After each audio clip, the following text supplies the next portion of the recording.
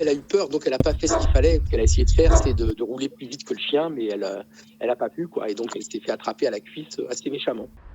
Le groupe de cyclistes roulait sur cette départementale de la Haute-Corrèze. En longeant un enclos, ils se font prendre à partie par trois patous. L'un des chiens passe le grillage et mord l'une des cyclistes à la cuisse. Son mari raconte. C'est assez rigolo parce que quand on lit les papiers, on comprend bien qu'il faut s'arrêter, descendre du vélo et puis marcher tranquillement. Mais bien sûr, dans la panique, ce qu'elle a essayé de faire, c'est de rouler plus vite que le chien, mais elle a pas pu, quoi. Et donc elle s'est fait attraper à la cuisse assez méchamment. Pas d'inquiétude pour la santé de la cycliste, le couple compte tout de même déposer une main courante. Un incident regrettable pour l'éleveur qui le place dans une situation délicate.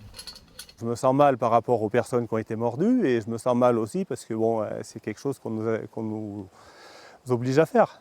Des panneaux d'information ont été installés mais ils sont difficilement visibles. Contre les attaques de loups et les incidents de chiens, ce syndicaliste prône une plus grande présence humaine. Pour avoir une protection efficace contre le loup, le moyen le plus efficace, c'est le patou. C'est pas la panacée, mais c'est un des moyens les plus efficaces. Aujourd'hui en Corrèze, on compte 85 chiens de protection de troupeaux selon la préfecture.